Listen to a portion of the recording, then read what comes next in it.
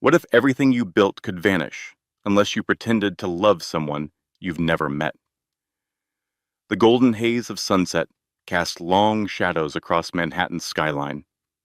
From the 41st floor of the Sterling Heights building, one man stood on the edge of a decision that could cost him everything, or give him more than he ever imagined. The office was sleek, quiet, an empire of steel and glass perched above New York City. Dean Whitaker kept his hands in his pockets, his back to the shimmering skyline behind him. He faced three board members seated around the marble conference table, the air between them laced with quiet tension. "The Matsuda partnership is nearly sealed," noted Evelyn Cross, her manicured fingers tapping a slow rhythm on her crystal water glass. "But there's one recurring issue." Dean lifted an eyebrow. "Your personal life," interjected Walter Green, the most senior among them, or rather, the glaring absence of one. Dean's jaw tensed. "That has no bearing on my ability to lead Whitaker Holdings." "In most situations, I'd agree," Evelyn replied, leaning in. "But the Matsudas are deeply rooted in tradition, family, legacy. They've made it clear. They want to partner with someone who shares those values."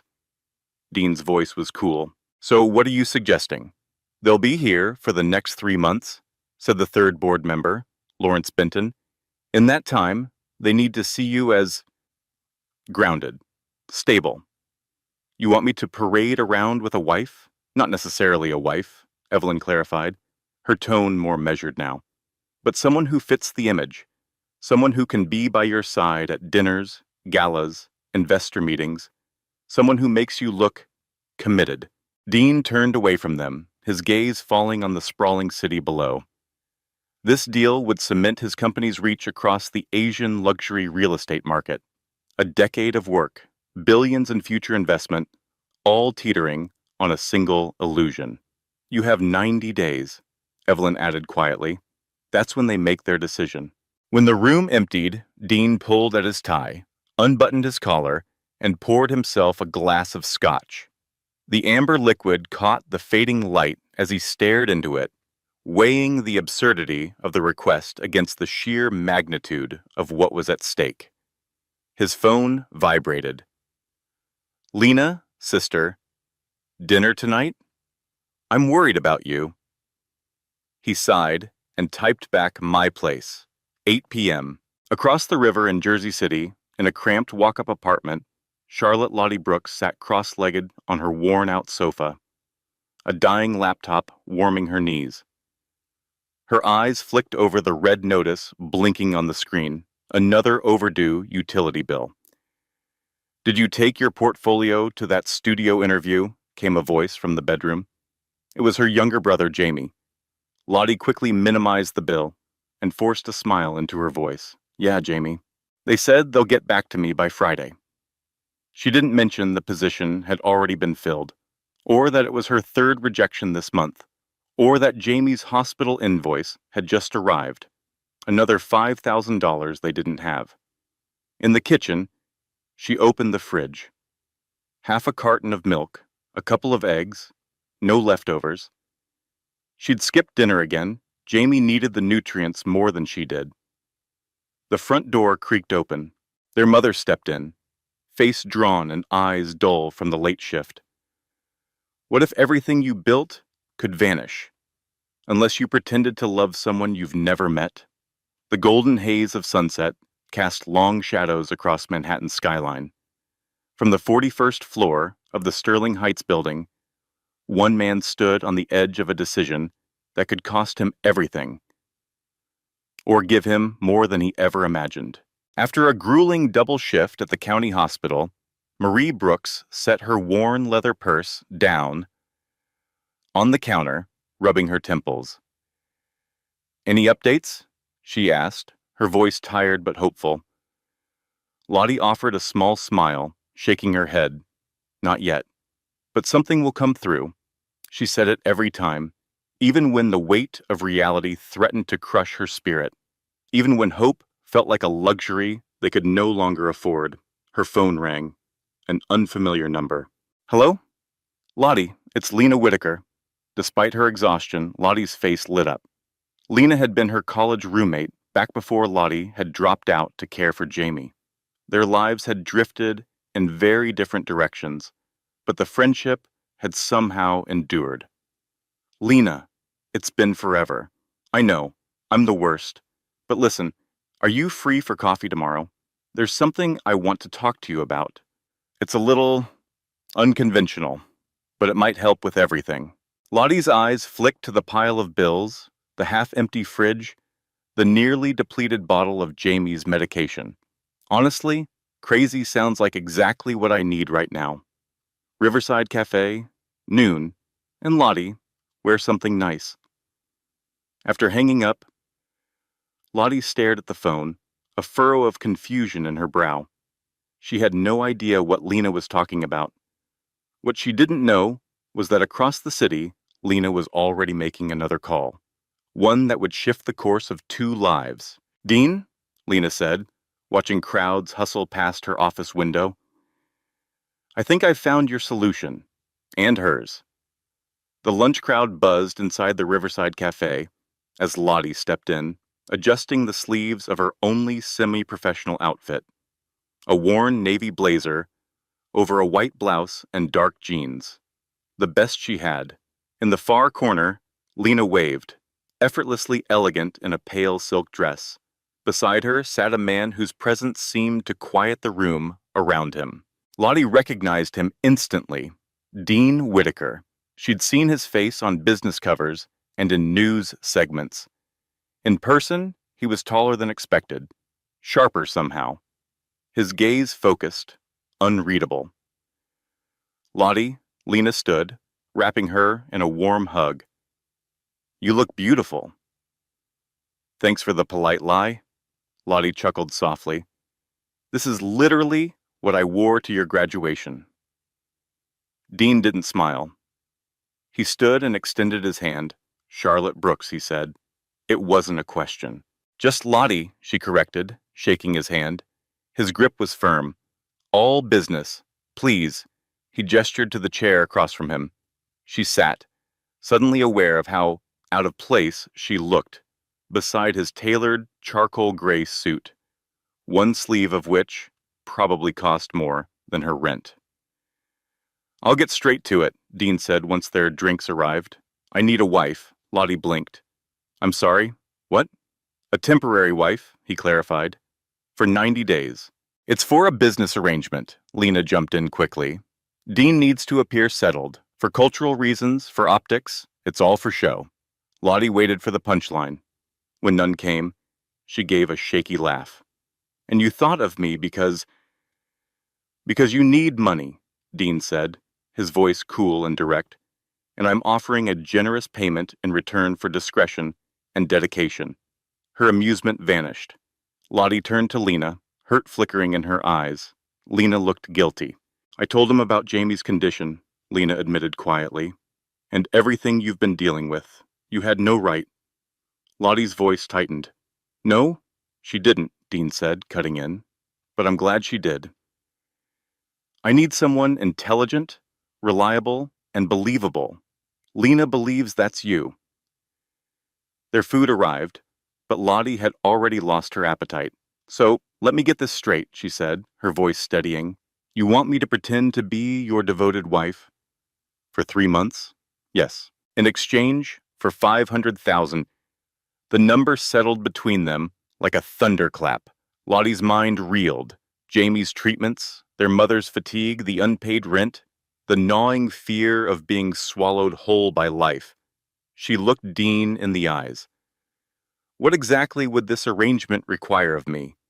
What exactly does this arrangement involve? Lottie asked, her voice steadier than she felt.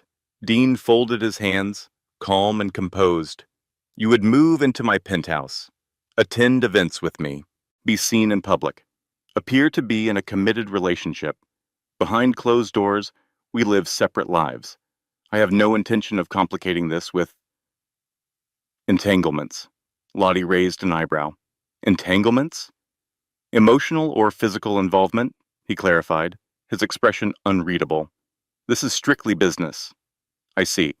She pushed her salad around the plate. And what's my story? How does a billionaire CEO fall for a broke designer from Jersey City? Something flickered behind his eyes. Irritation, maybe? You're Lena's former roommate. We met at one of her gallery events 6 months ago. We've been dating quietly since. Recently, we decided to get married. It's simple. Clean. Lottie nodded slowly. And after the 90 days? We divorce. Quietly. You sign a non-disclosure agreement. You keep the money. You return to your life. She leaned back, studying him. Why me? Surely there are professionals, actresses, models even. I don't know, escorts, who do this sort of thing. I considered that, Dean admitted. But the Matsudas are observant. They'd see through a performance. You, on the other hand, have genuine ties to my life through Lena. And you have a real reason to make this work. Her phone buzzed. A message from her mom. Jamie's fever is back. Doctor wants to see him ASAP. Can you come home? Her stomach twisted. I need to go, she said, standing quickly. My brother's not well. Dean didn't hesitate. Take my car. It's faster than waiting for a ride. He motioned toward the sleek black Bentley parked outside. Lottie hesitated, then grabbed her bag. I haven't said yes. I know, but the offer stands. He handed her a small black card. That's my private number. Call me when you're ready. 3 days later, Lottie sat in the hospital waiting room, staring at that same card. Jamie had been admitted with a serious infection, complications from his autoimmune disorder. The doctors had a new treatment plan, but the insurance had refused it. $60,000. To Lottie, it might as well have been $6 million. Her mother sat beside her, dozing upright, the lines of exhaustion etched deep into her face. Another double shift, another night without rest. Lottie stood and walked into the hallway, her hands shaking. Dean picked up on the second ring. Charlotte? It's Lottie, she corrected automatically. I'll do it, but I have conditions. There was a pause. Go on. I need an advance. 60,000. My brother's treatment depends on it. And I need to be able to visit my family. Often. Done? Also, she took a breath. I won't sleep with you. That was never part of the agreement, he said, his voice cool but not unkind. And I never implied otherwise. Good. Then, I want everything in writing. A contract that protects both of us. My attorneys are already drafting it, he replied. I'll have them include your terms. When can you move in? Lottie glanced toward the room where her mother sat, worry carved into her every feature. 3 days. I need time to settle things here. Fine. I'll send a car on Friday. Noon. He paused, then added, and Lottie, the money for your brother's treatment will be transferred within the hour. True to his word, her phone buzzed an hour later with a bank notification. $60,000. Just like that, the crisis was averted. But as she watched the nurses begin Jamie's new treatment, a strange heaviness settled in her chest. She was about to sign her life into a contract with a man who viewed marriage as a strategic maneuver, a man who could erase a financial catastrophe with a single phone call, a man who would be her husband in name only. What Lottie couldn't possibly know was that Dean Whitaker had secrets of his own, and that this carefully drawn line between business and emotion would soon begin to blur. What was supposed to be a clean, structured arrangement was already beginning to twist into something more tangled than either of them expected. The courthouse was a monument of steel and glass, cold, efficient, and entirely impersonal. In other words, perfect for a marriage that meant nothing more than signatures on a dotted line. Lottie wore a simple white dress she'd found on clearance. It fit her like a second thought, which was fitting. Dean arrived in one of his usual charcoal suits, the only nod to the occasion being a single white rose pinned neatly to his lapel. You didn't have to do that, Lottie said, nodding toward the flower. Appearances, Dean replied, his tone clipped. Lena stood beside them, serving as their sole witness. Her smile was tight, eyes betraying a quiet sadness, as she watched her best friend marry her brother. Not for love, but for leverage. The ceremony took exactly 7 minutes. No music, no vows beyond what the law required. When the judge pronounced them husband and wife, an awkward pause hung between them. Lottie felt the expectation in the air. A kiss. But Dean simply reached for her hand and gave it a brief, firm squeeze. For the judge's benefit, nothing more. Congratulations, the judge offered, clearly puzzled by the hollow exchange. Outside, Dean checked his watch. I have a meeting in 30 minutes. The movers should have delivered your belongings to the penthouse by now. Lena will take you there. That's it? Lottie asked, eyebrows raised. We just got married and you're off to a meeting? Something that might have been amusement tugged briefly at the corner of his mouth. Would you prefer a reception? No, She stopped herself. Never mind. Go. Dean gave a brief nod to his sister, then walked toward his waiting black car without looking back. He's not always like this, Lena said gently, watching him disappear down the steps. Well, no, he is, but there's more to him than you see. I don't need to see more, Lottie replied. This is a contract, not a relationship. The elevator to Dean's penthouse required a fingerprint and a key code. Lena helped program both for Lottie. When the doors opened directly into the apartment, Lottie stood frozen. The space was massive. Walls of glass, polished stone floors, and minimalist decor in shades of charcoal, white, and silver. It looked more like a magazine spread than a home. This is where I'm supposed to live for 3 months, she whispered. The master suite is that way, Lena said, pointing down the hall. But Dean had the guest room set up for you. He thought you'd be more comfortable with your own space. Lottie nodded, strangely relieved. Your things should already be in there. The staff usually unpacks everything. The staff? She echoed. There's Mrs. Winters. She oversees the household. A chef comes in 3 times a week, and there's a cleaning service on Tuesdays and Fridays. Lottie let out a nervous laugh. Of course there is. After Lena left, Lottie wandered the penthouse, slowly taking it all in. Her bedroom was larger than her entire old apartment. The bathroom had a shower the size of a walk-in closet, and a bathtub that looked like a private spa. Her belongings had been neatly placed. Her few clothes hung in a walk-in closet that could have fit a small family, her books arranged on a low shelf, her laptop open and waiting on a sleek desk by the window. Her old sketchbooks and battered art supplies looked completely out of place in the pristine setting. A soft knock startled her. An older woman with silver hair and warm eyes stood in the doorway. Mrs. Brooks? She said with a gentle smile. Lottie stepped forward. Just Lottie, please. I'm Mrs. Winters. I manage the household. Nice to meet you, Lottie said. I prepared a light dinner in case you're hungry. Mr. Whitaker called to say he'll be home around 9. Thank you. But you really don't have to wait on me. I can handle myself. It's no trouble. It's my job. Mrs. Winters paused, then added softly, if I may say so. It's nice to have someone here again. It's nice, Mrs. Winters said softly before leaving for the night, to have someone else in this apartment. It gets rather quiet with just Mr. Whitaker. When she was gone, Lottie wandered into the sleek, polished kitchen where a plate had been left out for her. Perfectly cooked salmon, roasted potatoes, and asparagus, still warm. She ate standing up, gazing out at the endless grid of Manhattan lights, feeling like an imposter in a life that wasn't hers. At exactly 9:07 p.m., Dean walked in.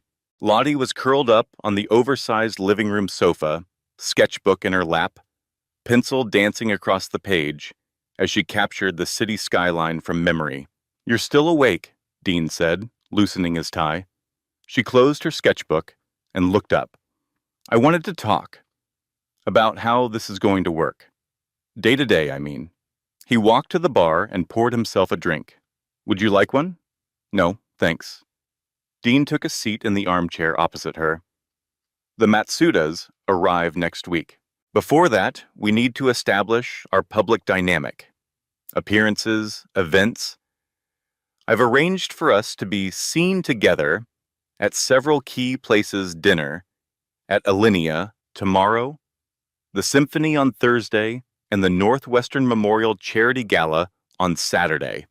Lottie perked up. Northwestern? My mom works there.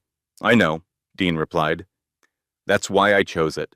It lends credibility, our connection to a cause linked to your family. She blinked, surprised by his awareness, by the precision of his choices. Calculated or not, it felt thoughtful. What about during the day? She asked. I can't just sit around doing nothing. You're free to continue your freelance work, as long as it fits our arrangement. I've had the second bedroom set up as a home office for you. Lottie stared. You did? Lena mentioned you're a graphic designer. I assumed you'd need a workspace. Again, his consideration caught her off guard. Thank you, she said quietly. That's, unexpectedly kind. Dean shrugged. It's practical. You'll be more convincing as my wife if you're not miserable. Right, she said, standing. Practical. She turned toward the hallway. I should get some sleep. Big day tomorrow, pretending to be madly in love with you. A flicker of amusement passed through his expression. I'm told I grow on people. Like a fungus, she replied without thinking. To her surprise, Dean laughed, a short, genuine sound that softened his whole face. In that moment, he looked years younger, almost approachable. Good night, Lottie, he said, still faintly smiling. Good night, husband, she replied, testing the word on her tongue. Something shifted in his eyes. Brief, unreadable, before the cool mask of professionalism slid back into place. The next morning, Dean was already gone. A handwritten note sat on the kitchen counter. Back at 7 for dinner. Reservations at 8. Lottie spent the day familiarizing herself with the penthouse. Her new office was a dream, outfitted with a high-end computer, a digital drawing tablet, and software she never could have afforded. It felt surreal. At 6:30, she was finishing her makeup when her phone rang. It was Jamie. How's the palace? He teased, his voice stronger than it had been in weeks. Ridiculous, Lottie admitted, lowering her voice even though she was alone. The bathroom's bigger than our old apartment, and the billionaire husband? She paused. Cold, efficient. Exactly what you'd expect. Mom still thinks you've completely lost your mind. Maybe I have.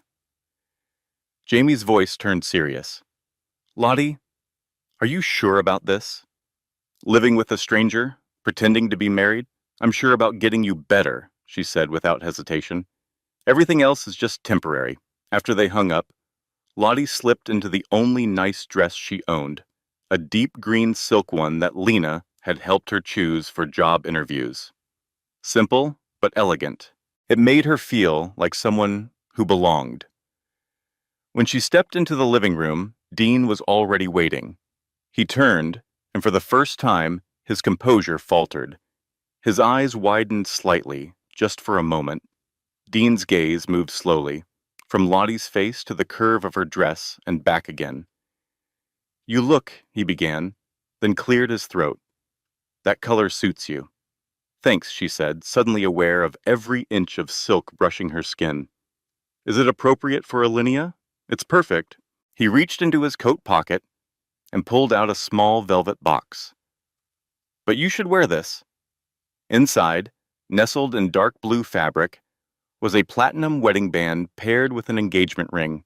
A single diamond glittered, throwing prisms of light in every direction. Wow, Lottie whispered. Is this real? Dean looked mildly offended. Of course it's real. Did you think I'd hand my wife a fake diamond? I'm not actually your wife, she reminded him gently as she slid the rings onto her finger. They fit like they were made for her. How did you know my size? Lena, he said simply, slipping on his own platinum band. We should go. The car's waiting. In the elevator, they caught sight of themselves in the mirrored wall. Dean in a perfectly tailored suit, Lottie in her understated dress, both now wearing rings that symbolized a promise neither of them truly made. They looked the part, but the emotional distance between them couldn't have been clearer. Then Dean spoke, almost to the glass in front of him. My parents had a marriage of convenience. Lottie turned her head, surprised by the unexpected confession.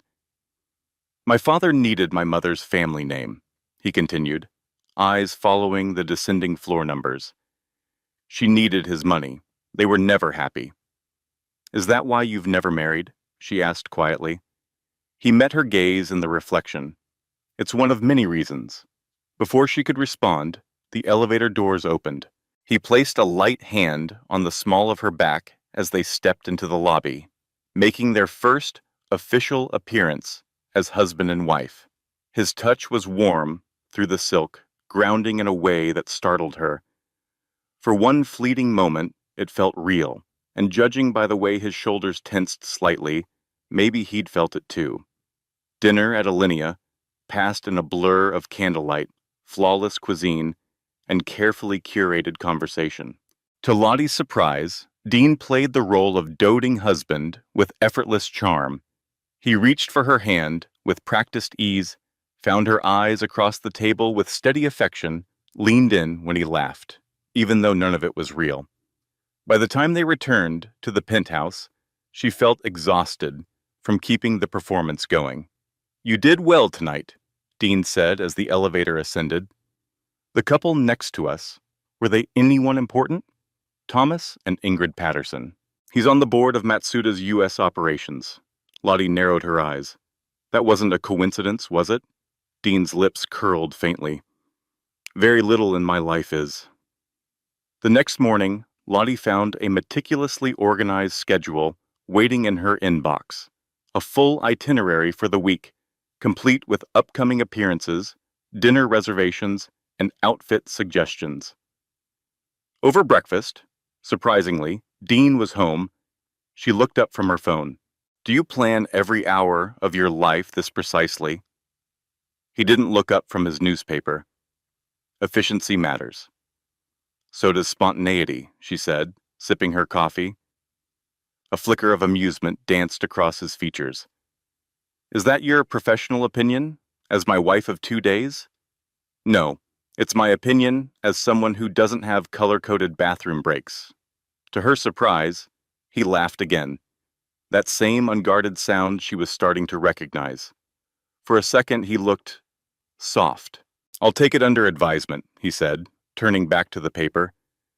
As the week unfolded, they settled into a rhythm that was oddly comfortable.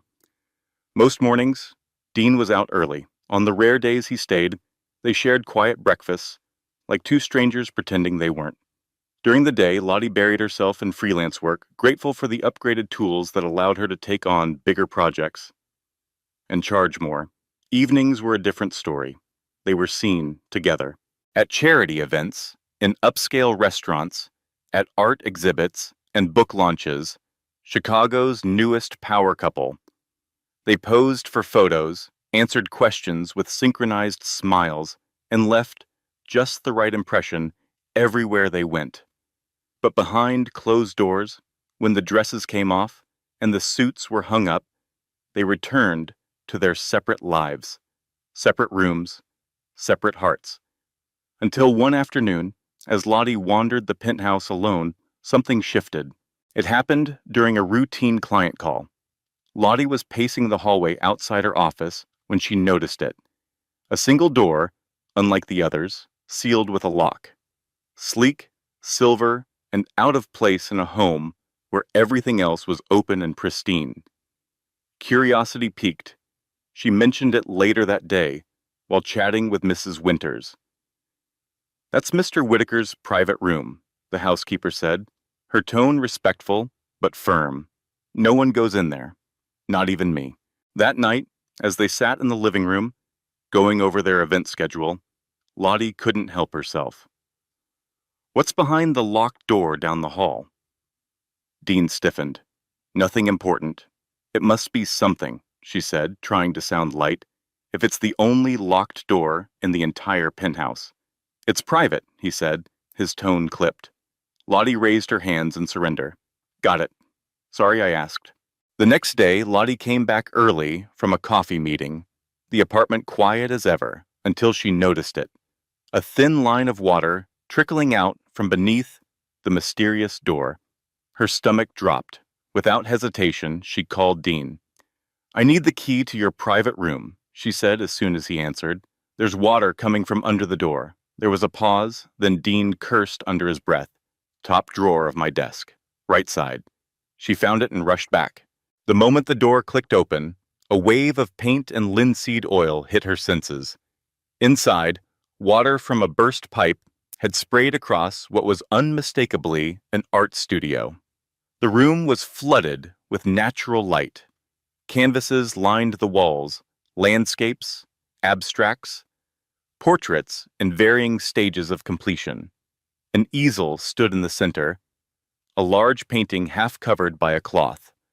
Lottie shut off the valve under the sink and grabbed every towel she could find. Most of the artwork had been spared, but a few drops had splashed onto the canvas at the center.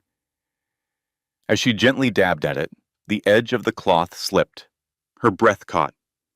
It was a portrait of a woman with warm eyes and a gentle smile. Familiar. She'd seen that face before, framed on the walls of Lena's apartment, Dean's mother. But this painting, it wasn't just realistic. It was intimate, personal. It radiated affection. What are you doing? Lottie spun around. Dean stood in the doorway, jaw tight, eyes dark. I was trying to save your paintings, she said quickly. The pipe, it burst. I didn't know. His eyes fell to the uncovered portrait, then back to her. You should have waited. Let me handle it. So everything could get ruined? She shot back, motioning to the soaked floor. I was helping. Dean stepped into the room, eyes scanning the damage. He moved toward the portrait, his fingers hovering just above the canvas without touching it. Is it okay? Lottie asked softly. He exhaled. Yes. You did the right thing. The words seemed to cost him. I didn't know you painted. Few people do. His voice had tightened again. It's not something I share. You should. These are beautiful. He looked at her, surprised. They're amateur at best. They're honest, she countered, especially that one. Her eyes returned to the portrait. Your mother? He nodded once. She passed when I was 16. I'm sorry, she said quietly. My dad died when I was 19. It changes you. Something in Dean's face softened, an unspoken recognition passing between them. Yes, he said quietly. It does. They stood in silence, surrounded by the scent of paint and the sound of water dripping softly into soaked towels. It was the first real moment they'd shared that hadn't been scripted. The hospital charity gala loomed on the calendar, an event Lottie had been quietly dreading. Not just because her mother would be there, but because it would be her first real appearance as Mrs. Whitaker. I have nothing to wear, she told Lena over a whispered phone call. My one good dress isn't gala material. Check your closet again, Lena replied, her tone suspiciously cheerful. Later that evening, Lottie noticed a garment bag hanging where there hadn't been one before. Inside was a midnight blue gown, shimmering with delicate beading. Matching heels and a sleek clutch completed the look. Pinned to the hanger was a small note. For appearances, the dress fit like it had been made for her, hugging curves she usually hid, flowing in a way that made her feel radiant. When she stepped into the living room, Dean was standing by the floor-to-ceiling windows, his back to her. At the soft click of her heels, he turned. He went utterly still. For a long moment, He just looked at her. No clever comments, no polite praise, just silence and something unreadable in his expression. Then at last he cleared his throat. "It's beautiful," Lottie said, smoothing a hand over the shimmering fabric of her dress. "It's suitable," Dean replied, but his eyes lingered on her for a moment too long. Lingered in a way that felt anything but practical. The hospital gala was everything Lottie had feared, opulent, overwhelming, and filled with eyes that didn't blink. Whispers trailed them, like perfume. Everyone seemed desperate to meet the woman who had tamed Manhattan's most elusive bachelor. Dean remained close, one hand steady on the small of her back, guiding her through introductions and conversations like he'd done this 1,000 times before. "Just breathe," he murmured when he sensed her unease. "You're doing fine." But when Lottie spotted her mother across the room, tension gripped her again. "My mom's here," she said quietly. Dean didn't miss a beat. "We should say hello. She's my mother-in-law after all." The introduction was awkward, brief, but surprisingly smooth. Dean complimented Marie Brooks on her work as a nurse and mentioned, without fanfare, that he'd made a significant donation to the pediatric unit where she worked. By the end of the conversation, even her skeptical mother had softened. "He's not what I expected," Marie admitted once Dean had stepped away to get drinks. "He's full of surprises," Lottie replied, surprised to find herself meaning it. Later, as they danced beneath the golden chandeliers, Lottie found herself leaning into Dean's embrace more easily than she'd imagined. He led her across the floor with quiet confidence, every movement precise but never stiff. "Where did you learn to dance like this?" she asked, genuinely curious. "Boarding school," he replied. "Mandatory lessons. Just one of many useless things they drilled into us." Lottie laughed. "I learned from YouTube, before my cousin's wedding." Dean's lips twitched at the corners. "You're full of surprises, Lottie Brooks." "Stephen," she corrected playfully. "Lottie Whitaker. Remember?" Something flickered behind his eyes at the sound of his name on her lips. His hand tightened slightly at her waist, drawing her closer. "How could I forget?" he murmured. As the evening wore on, Lottie noticed a woman across the ballroom, watching them intently. Tall, striking, with calculated elegance and sharp, assessing eyes. "Who's that?" she asked. Dean followed her gaze. His body went taut. "Vanessa Hargrove," he said under his breath. "An ex. She wanted a lot of things. Money, mostly." The tension in his jaw deepened. "She's coming over." Before Lottie could brace herself, Vanessa swept up to them like a storm dressed in silk. "Dean, darling," she cooed, voice dripping with practiced sweetness. "Aren't you going to introduce me to your bride?" The word bride left her lips like a joke. "Vanessa, this is my wife, Charlotte," Dean said, his tone chilled but polite. "Lottie, this is Vanessa, an old acquaintance." "How quaint," Vanessa said with a sharp smile, eyeing Lottie's dress. "I didn't realize you were into charity cases." Dean stiffened, about to speak, but Lottie beat him to it. She rested a hand gently against his chest, smiled sweetly, and said, "It's not charity when you're investing in something of value. But I wouldn't expect someone who only understands quick returns to see the difference." Vanessa's eyes narrowed. "Enjoy it while it lasts, dear. Dean has a short attention span for distractions." She turned and walked away, heels clicking like punctuation. Lottie realized her hand was still pressed against Dean's chest. She could feel the steady rhythm of his heartbeat beneath her palm. When she looked up, Dean was watching her, intensely. The air between them shifted. "Let's get some air," he said, voice low. They stepped out onto a quiet balcony. The night air was crisp against Lottie's flushed skin. The city spread out before them, like a living painting, glittering and endless. "I'm sorry about that," she said quietly. "I shouldn't have—" "Don't apologize," Dean cut in. What you said was perfect. She looked up at him, caught off guard by the warmth in his voice. Really? Really? His gaze searched her face. You continue to surprise me, Lottie. Is that a good thing? He hesitated. I'm not sure yet. They stood close, the muffled sounds of the gala fading behind them. Lottie was acutely aware of everything. His nearness, the soft scent of his cologne, the faint rise and fall of his breath. And for the first time, pretending didn't feel like pretending anymore. Dean's eyes kept flicking down to her lips.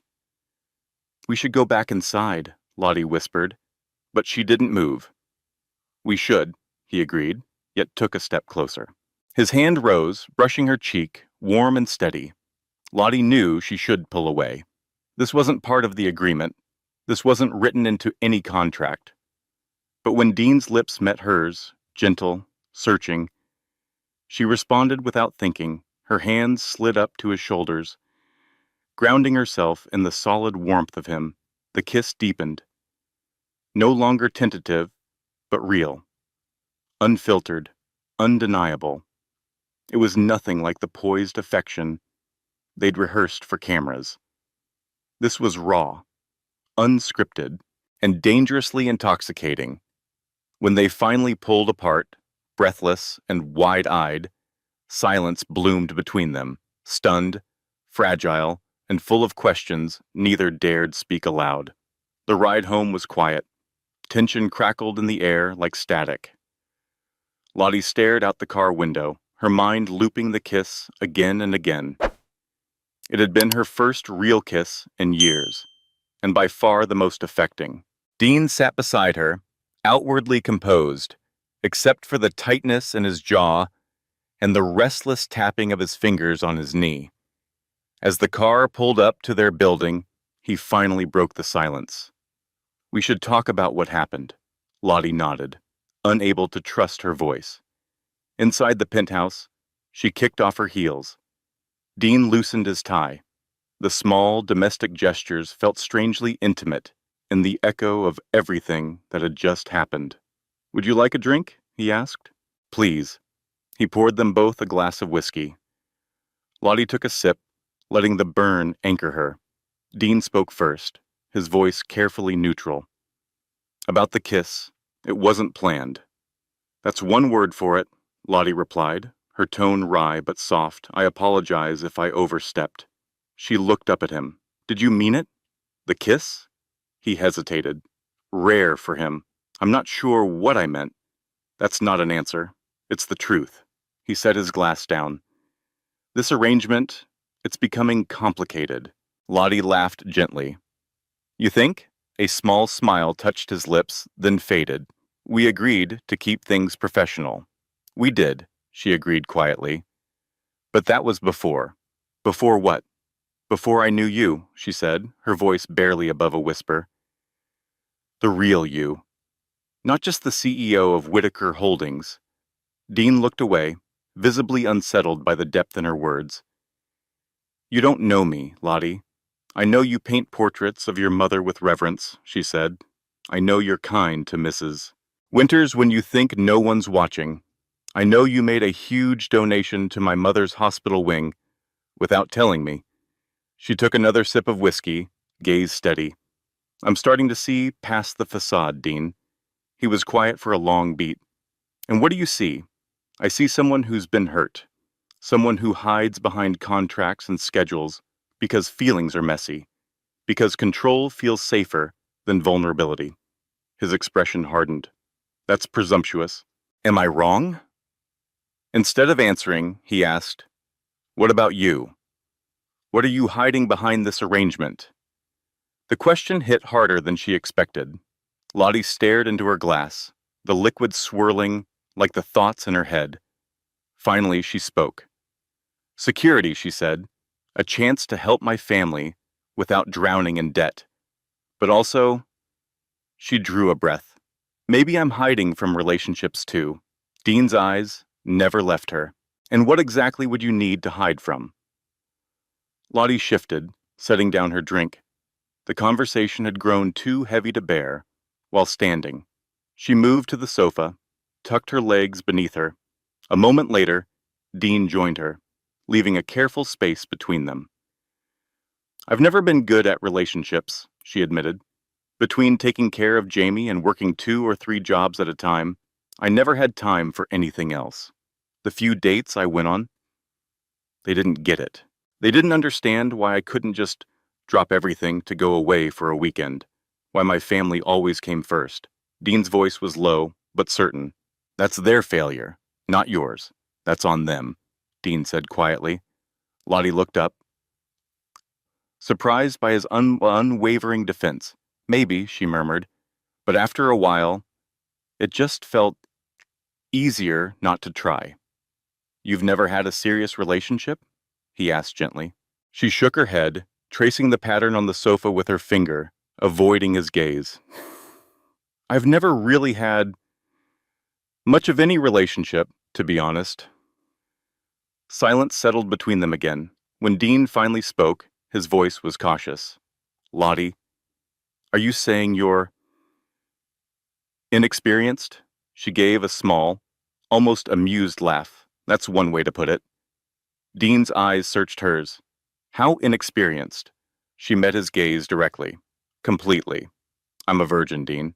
His expression shifted, his brows lifting in surprise. Real surprise. More than she'd ever seen from him. I see, he said after a beat. Is that a problem? No, he said quickly. Not at all. I'm just surprised. It's the 21st century and, well, who waits anymore? Right, she said, attempting to keep her voice light. Dean's eyes softened. You're beautiful, intelligent, compassionate. I just assumed men would be lining up for your attention. The compliment, spoken so matter-of-factly, sent heat rushing to her cheeks. Well, they weren't, she said, and then life got complicated, and it just never happened. He was quiet for a long time. Thank you, he said finally, for telling me. I thought you should know, she shrugged, after the kiss. It seemed relevant. It changes things, Dean admitted. Why? We agreed this isn't a real relationship. Dean ran a hand through his hair, a rare gesture that revealed just how uncertain he felt. It changes things, he repeated, because I want to kiss you again. And that wasn't supposed to happen. His honesty hung in the air between them, vulnerable and unguarded. Oh, Lottie said softly. Dean's voice tightened.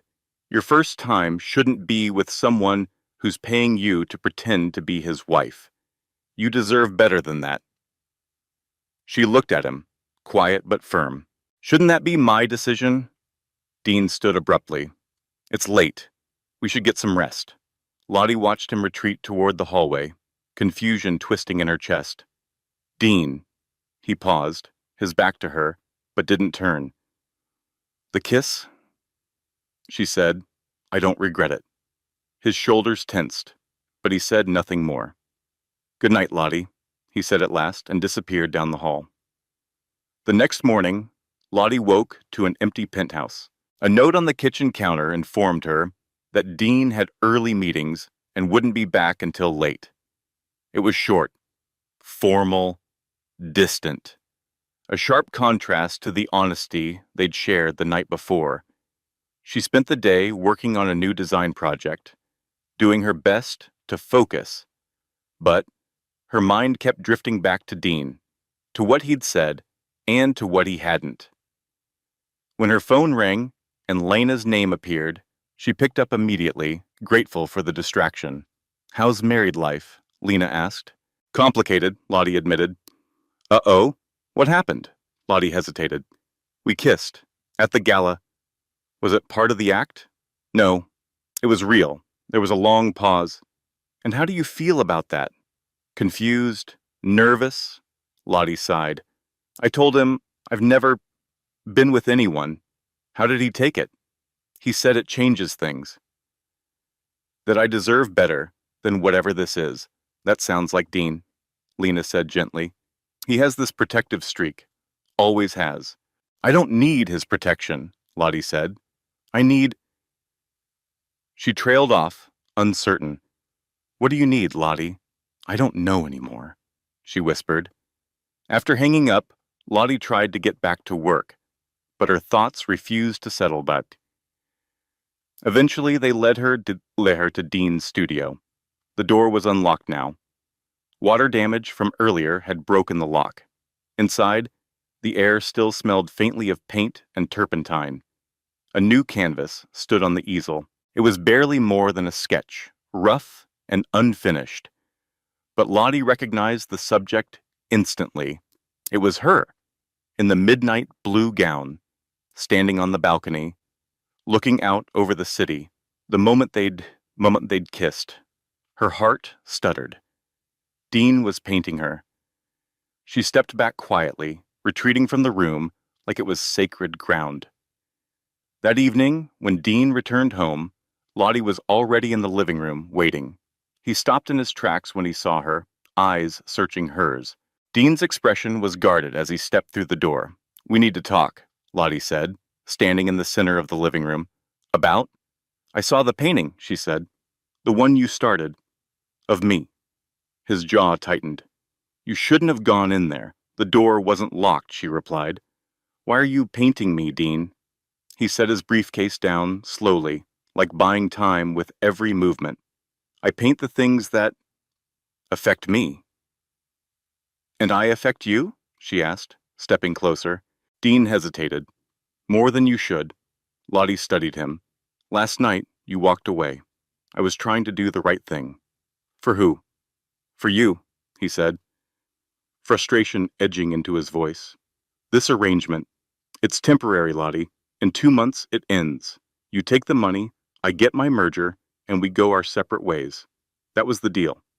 And if things change, they can't." His tone was firm, almost final. "I don't do relationships. Not real ones." "Because of your parents?" His jaw clenched. "Because relationships are distractions. They're messy, unpredictable, and almost always disappointing. So you'd rather live your entire life alone than risk getting hurt?" Lottie challenged. "I'd rather focus on what I can control." "Like your feelings for me?" The question landed like a stone in still water. Dean's composure cracked. Just for a moment, she saw it in his eyes, the flicker of something raw beneath the surface. "My feelings are irrelevant," he said at last. "We have a contract." "Contracts can be amended," Lottie said softly. Dean stepped closer, close enough that she could see the battle waging behind his eyes. "What are you suggesting?" "I'm suggesting we stop pretending there's nothing between us. And then what?" His voice was low, intense. "We have a brief affair. You leave with a broken heart, and I go back to my life like none of this mattered? How is that fair to you? Why are you so sure I'd be the only one with a broken heart?" she asked. The question hit him hard. He turned away, walking to the windows, staring out at the skyline. "I can't offer you what you deserve, Lottie," he said quietly. "Your first time. It should be with someone who can give you more than 90 days. She stepped beside him. "Maybe I'm not asking for forever," she said. "Maybe I'm just asking for now." Dean looked down at her, torn between want and restraint. "You don't know what you're asking for." "I'm 27 years old, Dean," she said gently. "I think I know my own mind." "And your heart?" The question was soft, almost vulnerable. Lottie placed her hand on his chest, over his heart. She felt it beat faster beneath her palm. "My heart is my concern," she whispered, "not yours." Dean's hand came up and covered hers. "That's where you're wrong." Before she could say anything more, his phone rang, the distinct tone he'd set for all calls related to the Nakamura merger. He closed his eyes briefly, then stepped back. "I have to take this." Lottie nodded, letting her hand fall to her side. "We're not done talking about this," she said. He paused in the doorway to his office, then looked back at her with an intensity that made her breath catch. "No," he said, "we're not." After he disappeared behind the office door, Lottie remained by the windows, arms wrapped around herself. How had a fake marriage led to the most real feelings she'd ever experienced? And could Dean's carefully built world survive the growing connection between them? The Nakamura dinner was scheduled for Friday evening, a private, intimate gathering held at Dean's penthouse designed to showcase his version of domestic bliss. All week, she and Dean circled each other warily. The conversation about the painting, the kiss, and everything it stirred, left unfinished, simmering beneath every glance, every silence. Business consumed most of Dean's time, but Lottie threw herself into preparations for the dinner, determined to make it perfect, despite the tension between them. She worked closely with the chef to craft a menu blending American and Japanese flavors, arranged flowers throughout the space, and even learned a few polite Japanese phrases to greet their guests. "You didn't have to do all this," Dean had said earlier in the week, his voice softer than usual. But she had to, not just for appearances, but because something inside her had shifted, and maybe, just maybe, something had shifted in him too. "You didn't have to go to such lengths," Dean said softly, finding Lottie reviewing the place settings on Thursday evening. "I want to help you succeed," she replied simply. "That's why I'm here, isn't it?" Something flickered in his eyes, disappointment maybe, or doubt. "Yes," he said after a pause. "I suppose it is." On Friday morning, Lottie opened her bedroom door to find a small velvet box placed neatly on the floor. Inside was a delicate pearl necklace. Simple, elegant, and understated. A folded note lay atop it. "For tonight, thank you for your efforts." The gesture touched her more than it should have. As she fastened the necklace around her neck, admiring how it rested against her collarbone, her phone rang.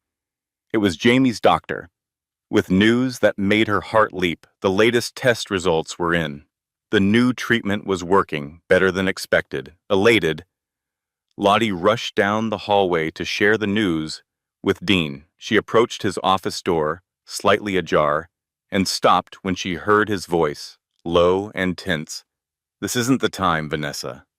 Lottie froze. "I understand your position," Dean continued, calm but clipped. "But my decision is final." A pause. "My marriage is not your concern." Another pause. "No. That's not possible." Lottie knew she should walk away, but her feet remained planted.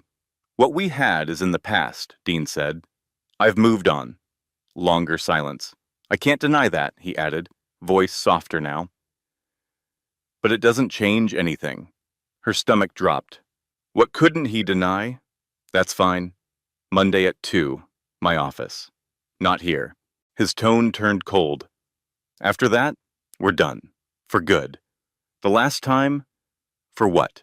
Lottie stepped back from the door, her joy about Jamie's news evaporating. The pearl necklace around her neck now felt heavy, unearned. The Nakamura dinner began at 7 sharp. The penthouse shimmered with candlelight and soft instrumental music.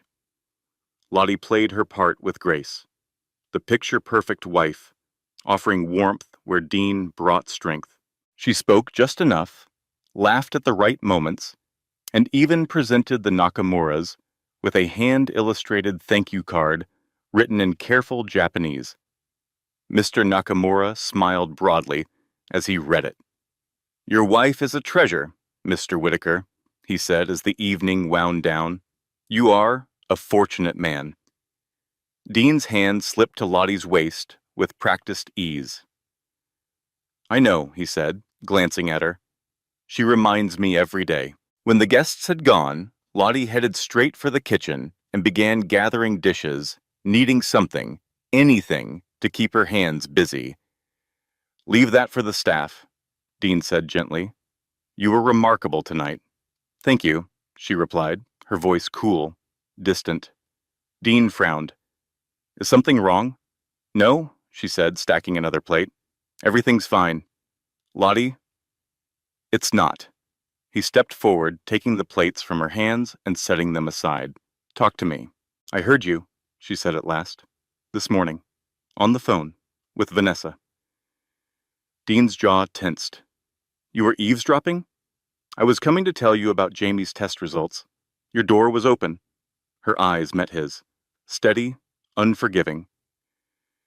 You're meeting her on Monday. For business, Dean said immediately. Her father is a minority investor in one of my subsidiaries. It sounded personal to me, Lottie said, voice soft but pointed. You said you couldn't deny something after she brought up your feelings. Realization dawned in Dean's expression. That's not what happened. It doesn't matter, she said, stepping back. Our arrangement doesn't include explanations about your personal life. It does when you're making assumptions that affect this, us. We don't have an us, Dean, Lottie said, the words stinging even as she said them. We have a contract. Dean's jaw clenched. Is that really what you think? After everything? I think I was foolish to forget what this really is. She reached up, unclasped the necklace, and set it gently on the counter. Thank you for the loan. It served its purpose. The moment felt final. Lottie turned to leave, but Dean reached for her arm. Lottie, wait. Let go, Dean. Not until you listen, he said, his voice tight, almost desperate. Vanessa called to try to restart something. She found out about our marriage and didn't believe it was real. Lottie gave a bitter smile. Smart woman. She said if I didn't still have feelings for her, I would have moved on years ago. His grip gentled. What I couldn't deny was that I haven't been in a real relationship since her. But I told her I've moved on. Because I have. Lottie wanted to believe him, but fear stood between them like a wall. It doesn't matter, she said, voice quiet. This isn't real, remember? Isn't it? Dean asked, his tone sharp with emotion. The contract may be artificial, but what's happening between us, it's not. Nothing is happening between us, Lottie replied, yanking her arm free. Nothing can happen. You made that very clear. Hurt flickered in Dean's expression before it vanished behind that carefully practiced mask. Fine, he said. If that's what you want to believe. It's what you established from the beginning, she reminded him, her voice rising. No emotional entanglements. Remember? Things change. Not for men like you, she snapped, sharper than she meant to be. You've spent your whole life avoiding real connection. Why would I be any different? Dean stepped back, as if her words had physically struck him. You're right, he said, voice turning cold. This was a mistake. The ice in his tone cut deeper than she expected. Her chest ached, but her pride held her firm. I'm glad we agree on something, she said, and turned away. She closed her bedroom door behind her, leaning against it as the tears threatened to spill. She'd been foolish. Foolish to believe any of it could ever become real. Foolish to think that Dean Whitaker could ever care for someone like her. The weekend passed in silence. Dean buried himself in work, barely present. Lottie spent time at her mother's house, helping with chores, checking on Jamie. His health was steadily improving, and that brought her comfort. As she dried dishes beside her mother Sunday afternoon, the quiet was broken. You've fallen for him, her mother said gently. Lottie nearly dropped the plate in her hand. What? No. Sweetheart, her mother said, smiling softly, I've known you your whole life. I see the way your eyes change when you talk about him. It's complicated, Lottie murmured. Love usually is, her mother said, handing her a towel, but it's worth fighting for when it's real. How do you know when it's real? Her mother's smile turned wistful, when the thought of walking away hurts more than the fear of staying. Monday morning, Lottie made her decision. She would end the contract early. The Nakamuras were clearly convinced. Dean could maintain the illusion on his own for the remaining weeks. Jamie's health was improving, and with the payment she'd already received, they could stay afloat until she found steady work. She began packing a small bag, slow and steady, breathing through the weight in her chest. That's when Dean returned. He paused in her doorway, eyes falling on the half-filled suitcase. Going somewhere? He asked, his voice carefully neutral. I think it's best if I leave, Lottie said, not looking at him. The Nakamuras are impressed. You don't need me anymore. That's not your decision to make, Dean said tightly. We have a contract. I'm willing to forfeit the remaining payment, she said, finally meeting his eyes. This isn't working, Dean. Because of Vanessa? He asked, stepping into the room. Nothing happened, he added quickly. Nothing will happen. She's my past. It's not about her, Lottie said. It's about us, this situation. It's too confusing. What's confusing about it? Everything, she exclaimed, tossing a shirt into the suitcase. One minute we're pretending, the next I don't even know. Kissing on balconies, having real conversations. You painting me in secret? What am I supposed to think? Dean's voice dropped low. What do you want to think? I want clarity. Fine. He stepped closer, his expression intense. I'm attracted to you. I think about you constantly. I haven't picked up a brush in months, but now I can't stop. And every time I see you, he broke off, as if the words had burned his throat. Because you've awakened something in me I thought was long dead. Dean's voice was rough, his gaze burning into hers. Is that clear enough for you? Lottie stood frozen, stunned by the intensity of his words. I told myself it was just physical, he continued, pacing now like the walls were closing in, that once the contract ended, these feelings would disappear. But they're not. They're getting stronger, and it terrifies me. He turned to her, breathing hard. Because I don't do this, Lottie. I don't let people in. She stepped toward him, her voice a whisper. Because everyone leaves. His composure shattered. My mother died. My father rebuilt his life with another family, without me. Vanessa, she wanted the lifestyle, the access, not me. Each word cracked open something deeper. Everyone I've ever cared about has either left or betrayed me. The pain in his voice struck her heart like lightning. I'm not them, Lottie said softly. No, Dean whispered, eyes dark. You're worse, because you make me want again. Things I promised myself I'd never want. You make me hope, and hope is the most dangerous thing of all. Dean, you want to leave? Fine. His voice was hard now. The contract's void. You'll still receive the full payment, as agreed. I don't want your money. Lottie's voice rose with her anger. That's not why I'm here anymore. And you know it. Dean spun back toward her, eyes blazing. Then why are you here, Lottie? What do you want from me? I want you to be honest, she said, chest heaving. With me, and with yourself. About what? About your feelings, she challenged. About why you're so determined to push me away when it's obvious you don't want me to go. Dean looked away, jaw clenched. What I want doesn't matter. It matters to me.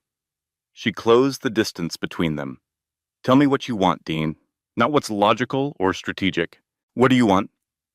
The silence between them stretched, full of unspoken fears and possibilities. Then his voice, low and trembling, I want you. He swallowed hard. Not as a contract, not as a formality. I want you in my life, in my bed, in my future. I want things I have no right to want. The confession stole the air from the room. Why don't you have the right? Lottie whispered. Because I'm not good at this, Dean said, motioning between them. Feelings. Relationships. I will hurt you. Probably sooner than later. Maybe, Lottie admitted. Or maybe I'll hurt you. That's the risk we take, Dean's voice cracked. I can't lose you. He stared at her, like the words had surprised even him. I've never said that to anyone before. Lottie stepped closer, close enough to see the raw vulnerability in his eyes. Then stop pushing me away. And if it doesn't work, Dean whispered. If we try and fail, then we fail, Lottie said, her voice steady. But at least we'll know we were brave enough to try. Dean reached out, his fingers brushing her cheek with a tenderness that made her breath hitch. I don't want you to leave. Then ask me to stay, she whispered, not as your contract wife, as me. The moment hung between them, taut and trembling. Every wall Dean had so carefully built over the years trembled under the weight of this truth, this woman. Finally he spoke, barely audible. "Stay, please." And with that single word, everything changed. The contract, the pretense, the carefully measured distance, all of it fell away, leaving behind only two people, vulnerable, scared, and completely open to something real. Despite Dean's plea, Lottie knew they both needed space to absorb the weight of what had just passed between them. Walls that had stood for years couldn't be torn down in a single night, and she needed time to be with her family, to think, to breathe. "I need to visit home for a few days," she told him the next morning. "Jamie has a follow-up appointment, and I promised I'd be there." Dean nodded, his face unreadable, but his eyes told a different story. "When will you be back?" The question was simple, but it carried more weight than anything either of them had said the night before. "Friday," Lottie said, when Dean asked when she'd return. "If that's okay?" Dean met her gaze. "This is your home too, Lottie, for as long as you want it to be." The word home lingered between them, no longer a placeholder in a contract, but a promise, a shift from temporary to something enduring. As Lottie packed a real suitcase this time, not an escape bag, Dean stood in the doorway, his hands shoved into his pockets. "Lottie, yes?" "We're not pretending anymore, are we?" There was a rare vulnerability in his voice. Lottie looked up, catching the flicker of fear beneath his calm exterior. "No," she said gently. "We're not." He gave a small nod, both relieved and terrified. "Safe travels," he whispered. The first day without her, Dean buried himself in work. Back-to-back meetings, endless calls, anything to avoid thinking too much or feeling too much. But that evening, when the penthouse grew quiet, the silence felt heavier than it ever had before. He found himself standing at the doorway to her room. It still smelled like her, something light and floral that reminded him of mornings in the kitchen, of her teasing him over how seriously he made his coffee, of her laughter cutting through the stillness. Sketches were still pinned to the corkboard. A half-read novel rested on the nightstand. A cardigan lay draped across the chair like she might come back at any moment. He sat on the edge of her bed, heart tight. 3 weeks ago, he wouldn't have noticed the absence of sound in the apartment. Now, it felt wrong. His phone buzzed. A message from Lena. "How's it going with Lottie?" Dean stared at the screen for a long moment, then slowly typed, "She's visiting her family. I asked her to stay when she comes back. Not for the contract. For me." Lena replied instantly. Finally. He stared at her next message for a long time, and she said, "Yes, but I don't know what happens next." Lena sent one last message. "You figure it out together, big brother." That's what relationships are. Relationships. The word that once filled him with dread now felt like a lifeline. On the second day, Dean wandered into his studio. The unfinished portrait of Lottie still stood on the easel. He stared at it for a long time, then picked up his brush. For hours he painted, losing himself in the curve of her smile, the exact shade of her eyes. He painted not just her features, but what he saw in her, the quiet strength behind her kindness, the warmth that filled a room without trying. When he finally stepped back, he was stunned. It wasn't just a painting, it was her. Not just how she looked, but how she made him feel. That night, he called her. "Is everything okay?" she asked, concern laced in her voice. "Yes," he said. "I just wanted to hear your voice." It was such a simple thing, but it meant everything. "Oh," Lottie said softly, "I'm glad you did." They talked for nearly an hour about Jamie's appointment, about a freelance project she was working on, about nothing and everything. When they finally said goodnight, Dean leaned back in his chair and realized He hadn't felt that kind of peace in years. By the third day, there was no denying it. He missed her. He missed the way she left her sketchbooks everywhere, the way she rolled her eyes when he stuck to his rigid routines, her laugh, her presence. He found himself in his father's old study, a room he rarely entered. In the desk drawer, beneath old correspondence and dusty folders, was a small velvet box. Inside it, his mother's engagement ring, an emerald, framed by 2 diamonds, simple, elegant. She had left it to him with a note for when you find someone who makes your heart feel like home.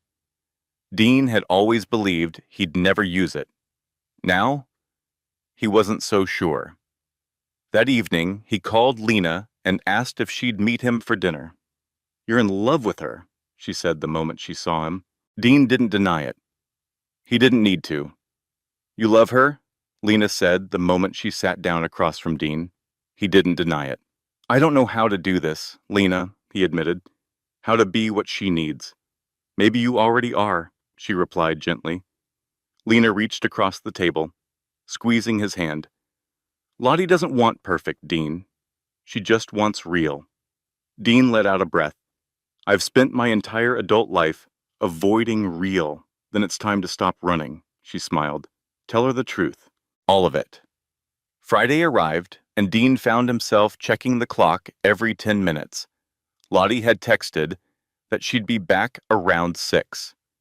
By 5:30, he was pacing the living room, running through every version of what he wanted to say. At exactly 6:03, the elevator doors opened, and there she was. She looked tired, but happy. Her smile widened when her eyes found his. "You're here," she said softly. "I half expected you to be buried in emails." "I cleared my schedule," Dean said, stepping forward. "I wanted to be home when you got back." The honesty in his voice made her pause. She set her bag down gently. "Thank you." A silence settled between them, weighted with everything they hadn't yet said. "How's Jamie?" Dean asked finally. "Better." Her face lit up. "The doctor says the treatment's working faster than they expected. He might be in full remission by Christmas." Dean smiled. "That's incredible." "It is." She took a breath. "Dean, while I was gone, I did a lot of thinking." "Me too," he said quietly, cutting in. "And there are things I need to tell you. Things I should have said weeks ago." She followed him to the sofa. They sat facing each other, close, but not yet touching. "My parents' marriage wasn't just convenient," Dean began. "It was toxic." His voice was steady but tight. "My father was cold. Everything was a transaction. Everything had to serve a purpose. My mother, she was artistic, emotional. She tried to make it work, but he crushed her little by little." Lottie sat still, listening. "When I was 16, she got sick. Cancer. My father had already moved on. He was living with his secretary before she even passed." His voice cracked ever so slightly. "I watched her fade away while he built a new life like she never existed. And I told myself I'd never be like him, that I'd never use people, never discard them when they stopped being useful." "You're not like him," Lottie said gently. "But I was," Dean countered. "At least at the beginning, with you." He looked down. "This whole arrangement started as a means to an end. I told myself that's all it was, that you were part of the deal. We both entered it willingly," Lottie reminded him. "I needed help as much as you needed a wife. But somewhere along the way," he said, meeting her eyes, "it stopped being about the deal. You became real, and that terrified me." She said nothing, but her hand inched slightly closer to his on the cushion between them. "I've spent my whole adult life making sure I didn't need anyone, that no one could leave me because I never let them close enough in the first place. But now, I need you." Dean swallowed. "The penthouse felt wrong without you. It's not home anymore unless you're in it." Lottie's eyes glistened. "Let me finish," Dean added gently, voice trembling. "I'm not good at this. Opening up being vulnerable. But I want to try, with you. He took her hand. Not because of a contract, not for appearances, but because you make me want to be better. You make me want things I never thought I could have. What kinds of things? She asked, her voice barely a whisper. He smiled softly, his thumb brushing over hers. Connection, trust, partnership, a real marriage, someday, if that's something you might want too. Tears filled her eyes. I never expected this, Lottie whispered. When I agreed to your contract, neither did I, Dean said. But here we are. Here we are, she echoed, squeezing his hand. I was so afraid, she admitted. Afraid of being hurt. Afraid I'd just be another line item in your life. A transaction. You could never be just business to me, Lottie, he said, his voice raw. Not anymore. Dean reached up, brushing away a tear that had slipped down Lottie's cheek. I don't know how to do this perfectly, he said, his voice low. I'll make mistakes. Probably more than a few. But I want to try, if you'll be patient with me. I don't need perfect, Lottie replied, echoing Lena's words without realizing it. I just need you, the real you, even the parts that are scared and uncertain. Dean pulled her closer, resting his forehead gently against hers. I think I'm falling in love with you, Lottie Brooks, he whispered. And for the first time in my life, that doesn't terrify me. Tears shimmered in Lottie's eyes as she smiled. Good, because I'm pretty sure I'm already in love with you, Dean Whitaker. When their lips met, it wasn't like the urgent kiss on the balcony or the passionate moments sparked by tension and uncertainty. This kiss was soft, grounded, a promise of what could be, now that the pretending had finally ended. As they slowly pulled apart, Lottie let out a quiet laugh. So, what happens now? Do we tear up the contract? Actually, Dean said, his eyes filled with warmth. I was thinking we renegotiate the terms. Something more permanent. I'm listening, Lottie whispered, her heart full, knowing that what began as a facade had led them to the edge of something beautifully, undeniably real. The weeks that followed transformed everything. The penthouse felt lighter, lived in, alive. Gone were the silent evenings and rigid routines. In their place, spontaneous dinners, music in the mornings, books half read on the sofa, and laughter echoing through the hallways. Their relationship, no longer bound by obligation, blossomed naturally, effortlessly. One evening, Lottie was working late in her home office, finalizing illustrations for a children's book project. Dean appeared in the doorway with 2 mugs of tea. You've been at it for hours, he said, setting one beside her. Take a break. She stretched, rolling her shoulders. Almost done. Just need to finish this last spread. Dean moved behind her, his hands gently kneading the tension from her shoulders. These are beautiful, he murmured, studying the screen. They were whimsical illustrations, an adventurous little rabbit dreaming of flying. Thanks. Lottie leaned back into his touch, sighing contentedly. It's a fun project, but I wish I had time to work on my own stories. The ones about the little girl with the magic paintbrush? He asked. Lottie turned, surprised. You remember that? You mentioned it once, weeks ago. I remember everything you tell me, Dean said softly. The casual sincerity of the words made her chest tighten in the best way. This was a side of him few people ever saw, attentive, gentle, quietly observant. I've been thinking, he continued, sitting on the edge of her desk. You should publish it. Maybe someday, she said with a soft laugh. When I actually finish the illustrations. Why not now? Because publishing doesn't just happen, Dean. You need connections, an agent, a publisher willing to take a chance on someone unknown. I might know a few people, he said casually.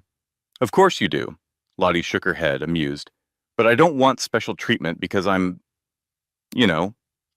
sleeping with a billionaire. Dean's expression grew serious. That's not what I'm offering. I'm not trying to gift you something, Lottie. I believe in your work. It deserves to be seen. You deserve to be seen. The next morning, Lottie walked into the kitchen and found a business card sitting next to her coffee mug. Eliza Montgomery, Senior Editor, Brightwood Children's Books. Dean appeared with his own cup of coffee. She's expecting your call, he said, just to review your portfolio. No promises, no pressure. Lottie blinked. Dean? She doesn't owe me anything, he assured her. Her publishing house isn't connected to any of my companies. If she likes your work, it's because you're talented, not because of me. Lottie stared at the card. Eliza Montgomery, Senior Editor, Brightwood Children's Books. Excitement fluttered in her chest, but anxiety wasn't far behind. What if she hates it? She asked. Dean leaned in and kissed her forehead. Then you try someone else, But she won't. To Lottie's astonishment, Eliza Montgomery didn't just like her portfolio. She loved it, especially the concept for Mia's magical paintbrush, the story Lottie had only ever shared in whispers. 2 weeks later, Lottie found herself signing her very first publishing contract. I can't believe this is happening, she said breathlessly, as she and Dean clinked glasses of champagne on the balcony. I've dreamed of this since I was a kid. You did this, Dean reminded her, his voice gentle, in the warm Manhattan evening. Your talent, your vision. But you made the connection, she countered. You believed in me enough to put your reputation on the line. I believe in you, he said, looking at her like she was the only thing in the world. More than I've ever believed in anyone. Seeing you succeed, it makes me happier than any business deal I've ever closed. Lottie studied him in the fading light, this complicated, brilliant man who had walked into her life as a transaction and somehow become her greatest source of joy. You've changed, she observed. Dean raised a brow. Have I? The Dean I met 2 months ago would never have said something so sentimental. He laughed. A genuine sound that reached his eyes. The Dean you met 2 months ago hadn't met you yet. Lottie set down her glass and stepped into his arms. I love you, she said. The words fell from her lips like they'd been waiting their whole life to be spoken. No hesitation, no fear. Dean went still, just for a beat. Then his arms tightened around her. For a second, she wondered if she'd said too much, too soon. Then he cupped her face in his hands, his eyes lit with raw emotion. I love you too, he whispered, his voice rough, more than I thought I was capable of. Their kiss was soft, unhurried, a quiet promise exchanged in the hush of twilight. When they pulled apart, Lottie rested her head against his chest, listening to the steady rhythm of his heart. Move into the master bedroom, Dean said suddenly. Lottie looked up at him, startled. With you? No more separate rooms, he said. I've never been more sure of anything. I want to fall asleep next to you, wake up with you. Not just for now, but for as long as you'll have me. That night, as they lay tangled together in what was now their bed, Lottie marveled at how completely her life had changed. From financial desperation to creative success. From loneliness to love. All because she had once agreed to a contract marriage with a man she never expected to care for. Do you believe love can bloom in the most unexpected places? Subscribe to Soul Lux Stories for more heartwarming tales of unexpected love. But even as their relationship deepened, a single truth hovered at the edge of every quiet moment. The contract was still set to expire. The Nakamura merger had progressed beautifully, and the final papers would be signed in just 2 weeks. One night, while reviewing the last illustrations for her book, Lottie glanced up from her tablet. What happens when the contract ends? She asked quietly. Dean looked over, confused. What do you mean? Legally, she said, our marriage was only supposed to last 90 days. Then we divorce. I keep the money. You get your merger. Dean sat up straighter, his expression serious. Is that what you want? He asked carefully. Of course not, Lottie said quickly. But the Nakamuras will be returning to Japan after the signing, Dean interrupted. What happens to our marriage after that? That's our decision, not theirs. So we just stay married? She asked, a tentative smile playing on her lips. Unless you're in a hurry to divorce me, he said, feigning offense. Lottie laughed, but the tears gathering in her eyes said more than words ever could. Lottie could see the flicker of uncertainty in Dean's eyes. That's not what I meant, she said gently. We got married for business reasons. Maybe we should, I don't know, start over. Do things properly. Dean set aside the pages of her book illustrations, his expression shifting into something more serious. Are you saying, he asked, you want a real proposal? A real wedding? Maybe, Lottie admitted, cheeks warming. It sounds silly when you say it out loud. Dean shook his head and took her hand. It's not silly. You deserve everything. The proposal, the wedding, the whole fairy tale, if that's what you want. I don't need a fairy tale, she said softly. I just want something that's ours, something not tied to contracts or business. Dean lifted her hand to his lips, kissing her knuckles with quiet reverence. Then that's what you'll have, he said. Just not yet. She narrowed her eyes playfully. Not yet? A mysterious smile curved his lips. Some things are worth waiting for. As Lottie returned to her work, a blush still tingling in her cheeks, she couldn't help but wonder what Dean was planning, and whether their once unlikely beginning might truly become the love story she'd never dared to dream. The Nakamura merger was finalized on a crisp November morning, exactly 90 days after Dean and Lottie's courthouse wedding. The signing ceremony was followed by a grand reception held in a glass-walled event space overlooking the East River. Lottie stood beside Dean, not as part of a charade, but as the woman who truly loved him, as his partner. Congratulations, Mr. Nakamura said, bowing slightly. Your vision and persistence made this partnership possible. Thank you, Dean replied, his arm resting gently around Lottie's waist. But I've learned the best partnerships are built on more than just business. Mr. Nakamura smiled knowingly. Indeed, the greatest success means little without someone to share it with. As the celebration drew to a close, Dean leaned close and whispered in Lottie's ear, Are you free tomorrow night? She laughed. You do manage my calendar, remember? Perfect. I'm taking you somewhere special, he said, dressed casually. Should I be intrigued or worried? She teased. His eyes sparkled with mischief. Definitely intrigued. The next evening, Dean's driver took them to a familiar neighborhood, one Lottie hadn't visited in a long time. Her pulse quickened when the car pulled up in front of a small retro diner with glowing neon signage. Millie's?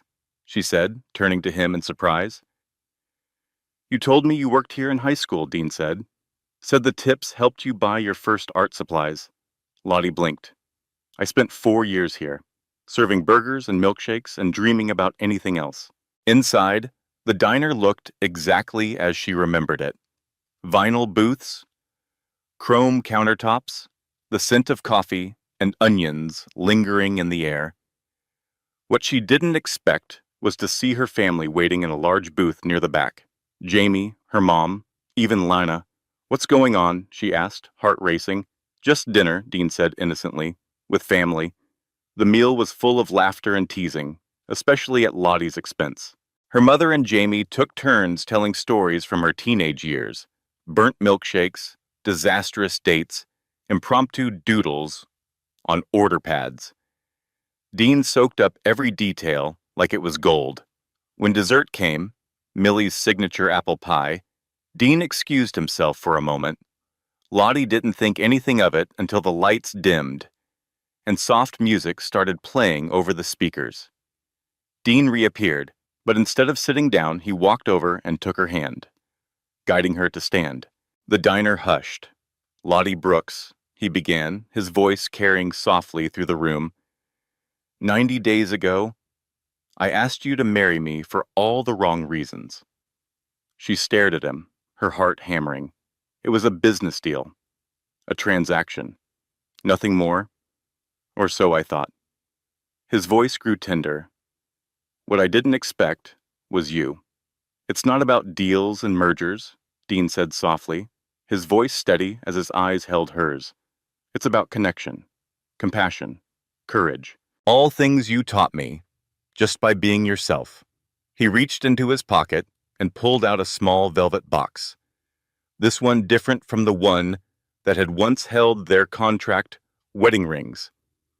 Gasps echoed through the cozy diner as he slowly sank to one knee. "Our first marriage was built on convenience," he said, opening the box to reveal a stunning emerald ring framed with delicate diamonds. "But I'm asking for our second to be built on love. Lottie Brooks," he continued, voice thick with emotion, "will you marry me? For real this time?" Tears filled Lottie's eyes the moment she saw the ring. "Is that—" she whispered. Dean nodded. "It was my mother's. She left it for the one who made my heart feel like home." He looked up at her, his voice breaking just slightly. "That's you, Lottie. It's always been you." "Yes," she said, the word barely audible. Then stronger. "Yes." As Dean slipped the emerald ring onto her finger, replacing the showy diamond that had once symbolized a contract, the entire diner erupted in applause. He rose to his feet and pulled her into his arms, kissing her with a gentleness that spoke of promises made and futures chosen. "I love you," he whispered against her lips. "No contracts, no conditions, just us." Their second wedding, held 3 months later in the botanical garden where Lottie's father had once proposed to her mother, was everything the first had not been: warm, joyful, honest, surrounded by the people who truly knew and loved them. Dean's vows, spoken with more emotion than anyone had ever seen from him, brought tears to every eye, including Lena's. "You found me when I wasn't even looking," he said. "You saw me when I was hiding, and you loved me when I didn't know how to love myself. I promise to spend every day of the rest of my life earning that love." 1 year later, the nursery walls were covered in colorful murals, scenes from Mia's magical paintbrush, Lottie's now best-selling children's book. She stood in the doorway, one hand resting on her rounded belly, watching as Dean tried, unsuccessfully, to assemble the crib. "This piece goes here," he muttered, frowning at the instructions. Lottie grinned. "The Billionaire CEO, defeated by baby furniture. Should I call your board of directors?" Dean looked up, grinning. "They wouldn't believe it. According to them, I've gone soft since I got married. Have you?" she asked, joining him on the floor. Dean set the instructions aside and placed his hand gently over hers on her stomach. "Completely," he said, "and I couldn't be happier about it." Just then the baby kicked. They both laughed. "She's strong," Dean said proudly, "like her mom. And stubborn," Lottie added, "like her dad." Dean pulled her gently into his arms, mindful of her growing belly. "Did you ever imagine we'd end up here?" he asked. "When you agreed to my 90-day contract?" "Never," she said, eyes misting. "But I wouldn't change a thing. Not even the part where I was a cold, emotionally unavailable workaholic." Lottie pretended to think. "Well, maybe that part could have been shorter." Dean laughed, the sound lighter, freer than it had ever been. "I love you, Mrs. Whitaker." "And I love you, Mr. Whitaker." She rested her head against his chest, listening to the steady rhythm of his heart. "The contract expired," she murmured, "but we're just getting started." As the afternoon sun poured through the nursery window, casting a warm golden glow across the room they had created for their daughter, Lottie felt the fullness of everything they had built. A marriage born from convenience had become the love story she never dared to hope for, one that would carry on, day by day, moment by moment, long after their original 90 days had passed. And maybe that's what real love is, she thought. Not perfect, not planned, just true,